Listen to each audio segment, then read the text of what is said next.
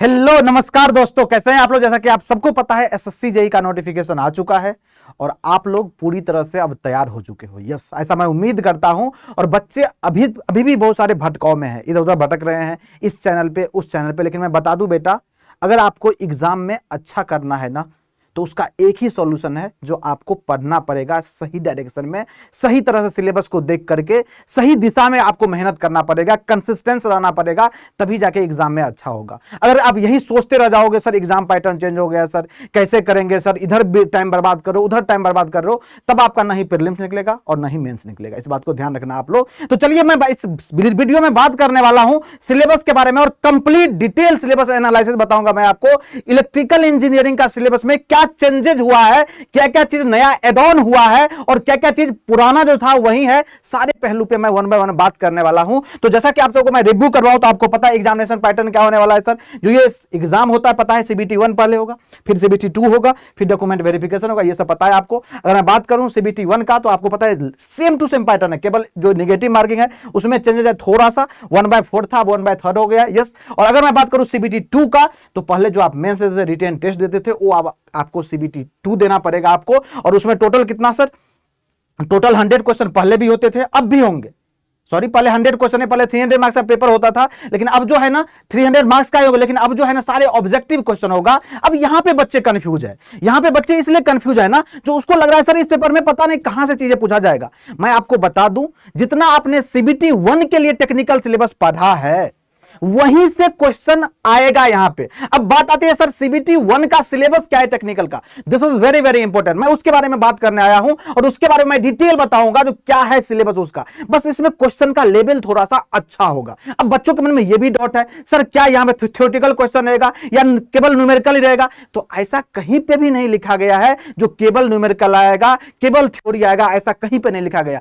आपको बस objective question मिलेंगे, 4 ऑप्शन मिलेंगे और उसमें से एक सिलेक्शन करना पड़ेगा। लेकिन याद रखना, जो प्रीलिम्स एग्जाम होता है, पेपर 1 एग्जाम होगा ना, उससे थोड़ा सा लेवल इसका डेफिनेटली सी बात अच्छा होने वाला है, इस बात को याद रखें। और यहां पे भी नेगेटिव मार्किंग है, ये देख लेना। ओके, इसके बाद मैं बात करूंगा सिलेबस का। तो सिलेबस में देखो, ये जो दिख रहा है ना आपको, one of the most important subject. Yes, अगर मैं बात करूंगा किसी भी सब्जेक्ट का, चाहे टेक्निकल का हो चाहे नॉन टेक का हो, तो रीजनिंग एक ऐसा सब्जेक्ट है ना जो एसएससी जेईई एग्जाम में सबसे ज्यादा वेटेज रखता है, और दैट इज 50 मार्क्स। कितना सर, इसका वेटेज कितना होता है सर, इसका वेटेज होता है 50 मार्क्स, ये आप सबको पता है। यस सर, कितना सर, 50 मार्क्स का वेटेज होता है, ये आप सबको पता है। यस, और मैं बता रहा हूं यहां पे जो अच्छा कर गया, अच्छा करने का मतलब 45 प्लस स्कोर कर गया, और स्कोर करना यहां पे 45 प्लस आसान है आपको, ये मैं पहले बता दे रहा हूं। जितना हम लोग बता रहे हैं, जहां पे आपको इंग्लिश वाला टीम ने जितना बताया है, अगर उसको अच्छे से कर लिए, प्रैक्टिस कर लिए ना, तो कोई रोक नहीं पाएगा आपको, इस बात को ध्यान दीजिएगा। अब सर इसमें क्या क्या टॉपिक पूछेगा, जस्ट आपको पता है इसके सारे टॉपिक, इसमें कोई चेंजेस नहीं हुआ है,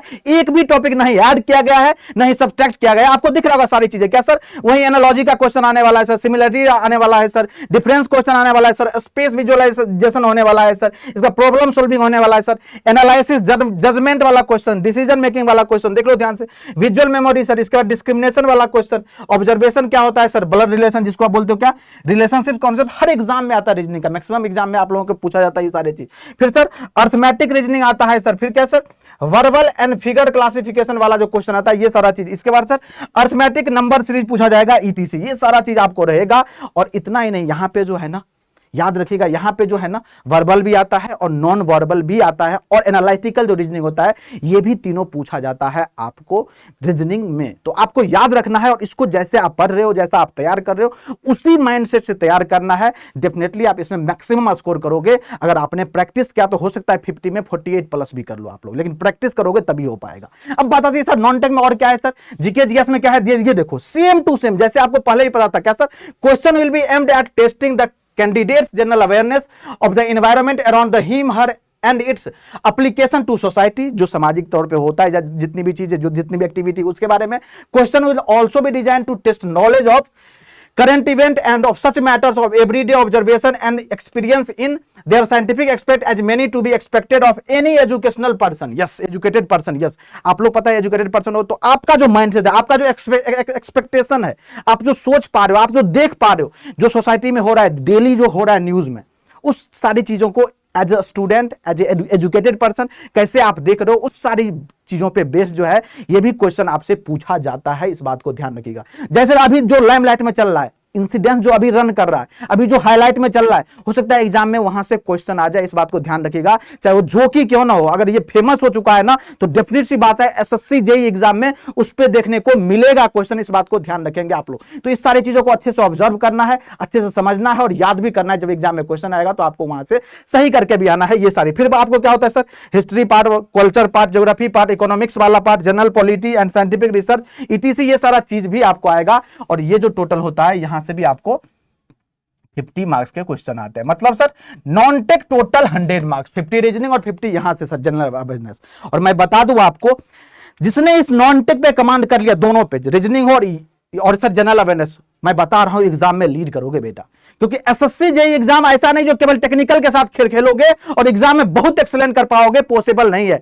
टेक्निकल के साथ साथ नॉन टेक पे भी काम करना पड़ेगा। और नॉन टेक में अगर इस 100 में से अगर आपने 65 प्लस 75%, मतलब जितना इससे ऊपर जाओगे ना, उतना ज्यादा लीडिंग रोल में रहोगे, इस बात को याद रखना। और ये करना पड़ेगा आपको, क्योंकि आपके साथ ही सारे कैंडिडेट, जितने भी कैंडिडेट एग्जाम देने जा रहे हैं ना, सभी लोग मेहनत कर रहे हैं। अब नहीं मेहनत करोगे तब कब करोगे बेटा? अब टाइम आ चुका है आपको दिखाने का, जो आप इंतजार कर रहे थे इतने समय से। सर नोटिफिकेशन आएगा तो पढ़ेंगे, यस आ चुका है नोटिफिकेशन, बच चुकी है बिगुल और लग जाना है आपको, इस बात को ध्यान रखना। अब चलते हैं टेक्निकल में सर। ये तो ब्रीफ में है सर, देखो दिख रहा है तुमको, ये दिख रहा है क्या sir?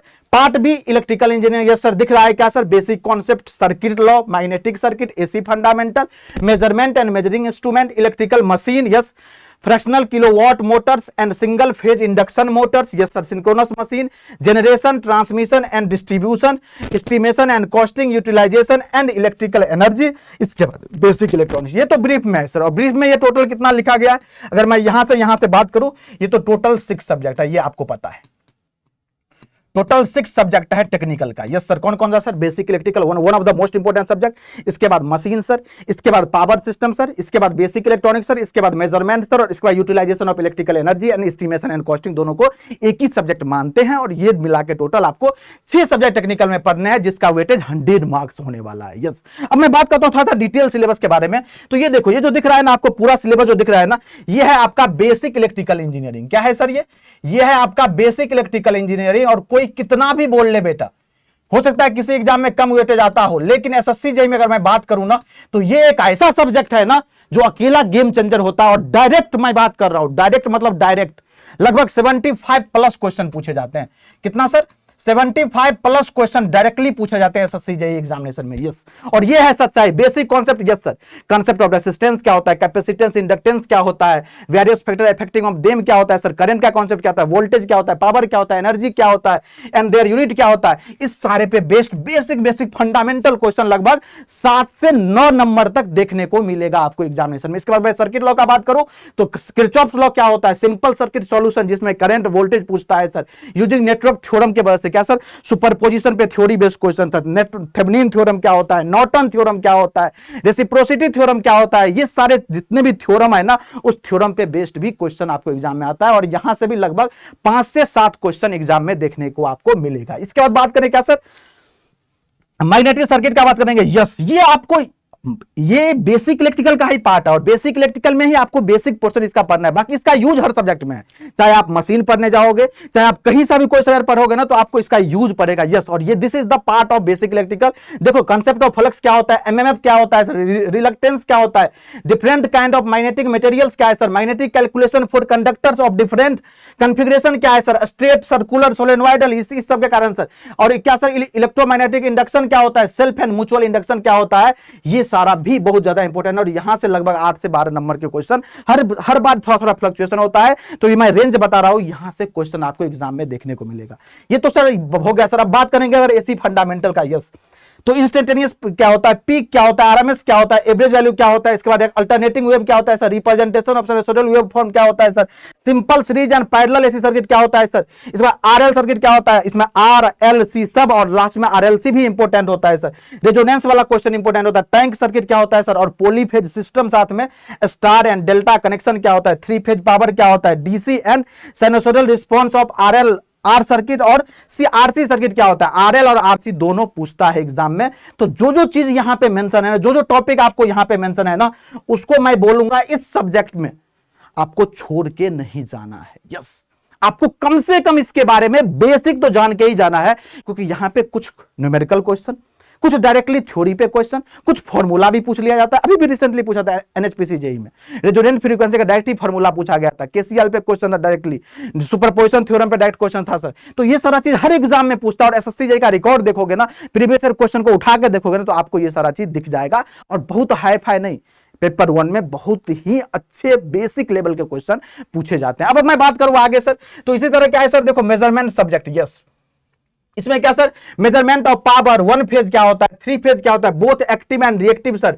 And energy 2 watt meter method क्या होता है, 3 फेज पावर मेजरमेंट क्या होता है sir, measurement of frequency and phase angle ammeter and volt meter क्या होता है सर। इसके बाद बात करो extension of range watt meter, multimeter क्या होता है, मेगर क्या होता है सर, एनर्जी मीटर क्या होता है सर, जितने भी ब्रिजेज है AC bridges, use of CRO क्या होता है सर, सिग्नल जनरेटर, सीटी, पीटी एंड देयर यूजेज, और अर्थ fault detection, yes sir, this is the part of measurement and measuring instrument, yes. और यहां से भी लगभग 8 से 11 मार्क्स का क्वेश्चन एग्जाम में आता है, ये आपको पता है, तो इसको भी पढ़ना है। इसके बाद बारी आती है electrical machine, yes, this is the heart of the electrical engineer, yes. अगर मैं बात करूं ना, तो सच में ये हार्ट है, और ये आप सबको पता है, जो इसके बिना तो भैया काम नहीं बनेगा, यस, इसके बिना तो काम नहीं बनेगा, यस। लेकिन इसको समझना है तो आपको ये भी पता रखना पड़ेगा, जो आपको बेसिक इलेक्ट्रिकल इंजीनियर का फंडामेंटल चीजों को अच्छे से समझना पड़ेगा, यस। इसके बाद देखो इसमें मशीन में ये सर क्या, डीसी मशीन सबसे पहले सर, ये डीसी मशीन का टाइप लिया, कंस्ट्रक्शन क्या होता है, बेसिक प्रिंसिपल क्या होता है, मोटर, डीसी मोटर, जनरेटर क्या होता है सर, इसका कैरेक्टरिस्टिक क्या है सर, स्पीड कंट्रोल क्या है sir, starting of DC motor क्या होता है, मेथड ऑफ ब्रेकिंग मोटर क्या होता है सर, लॉसेस क्या होता है, एफिशिएंसी ऑफ डीसी मशीन क्या होता है। फिर मैं सेकंड पार्ट का बात करूं तो 1 फेज एंड 3 फेज ट्रांसफार्मर के बारे में, उसका कंस्ट्रक्शन क्या होता है, प्रिंसिपल ऑफ ऑपरेशन क्या होता है, इक्विवेलेंट सर्किट क्या होता है सर, वोल्टेज रेगुलेशन क्या होता है sir, OC and SC test क्या होता है, open circuit and short circuit test के बारे में बात कर रहा है, losses and efficiency effect of voltage क्या होता है, frequency and wave form on the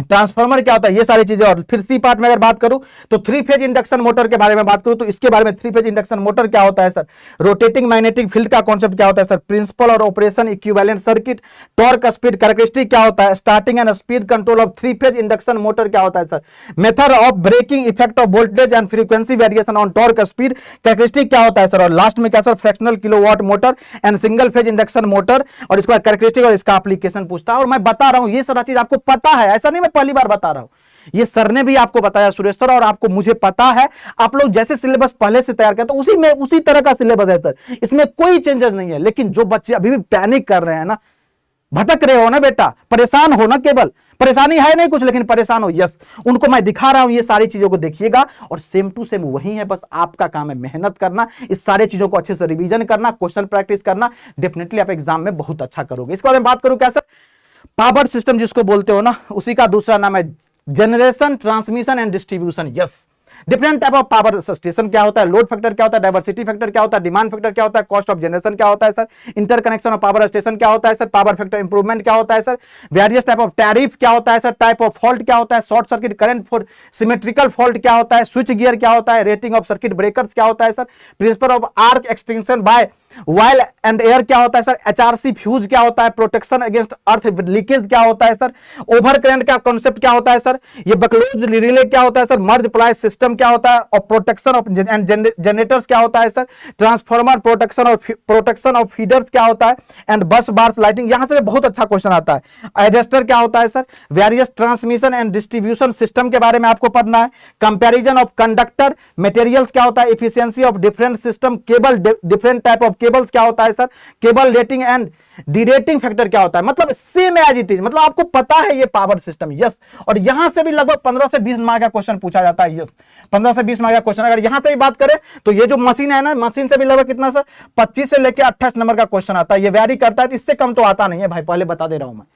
तो इस सबको तो करना है, आपको अच्छे से करना है, याद रखिएगा। अब बात आती है सर एस्टिमेशन एंड कॉस्टिंग और यूटिलाइजेशन ऑफ इलेक्ट्रिकल एनर्जी। देखो ये दो सब्जेक्ट को एक साथ मर्ज कर दिया जाता है, क्योंकि दोनों में बहुत सारा चीज मिला के पढ़ने में मजा आता है, यस। तो क्या sir estimation of lighting scheme क्या होता है, इलेक्ट्रिक इंस्टॉलेशन ऑफ मशीन क्या होगा, रिलीवेंट आई रूल क्या होता है sir, earthing practice and I rules जो होता है उस पे बेस्ट क्वेश्चन रिसेंटली एग्जाम में पूछे जाने लगे हैं। तो आपको इस सब्जेक्ट को भी अच्छे से पकड़ बना के रखना है। इसके बाद बात करूं क्या sir, utilization of electrical energy का तो इल्यूमिनेशन क्या होता है सर, इलेक्ट्रिकल हीटिंग क्या होता है सर, इलेक्ट्रिक वेल्डिंग क्या होता है, इलेक्ट्रोप्लांटिंग क्या होता है sir, electric drive and motor क्या होता है। यस, और यहां से मैं अगर इसका बात करूं ना तो अप्रोक्सीमेट अगर बात कर सकते तो 8 से 11 मार्क्स का पेपर, इसमें भी मार्क्स में ये दोनों सब्जेक्ट मर्ज करके इतना मार्क्स को देखने को मिल जाएगा आपको प्रीवियस ईयर। और याद रखना इस सब्जेक्ट का वेटेज दिन ब दिन बढ़ता जा रहा है। यस, क्योंकि कॉमन चीजें जो यूज होता है ना इसी का पार्ट होता है, तो यहां से क्वेश्चन बनेंगे और बने भी है एग्जाम में, तो इस बात को अच्छे से याद रखेगा और इस पे अच्छे से फोकस करना, आपको इग्नोर नहीं करना।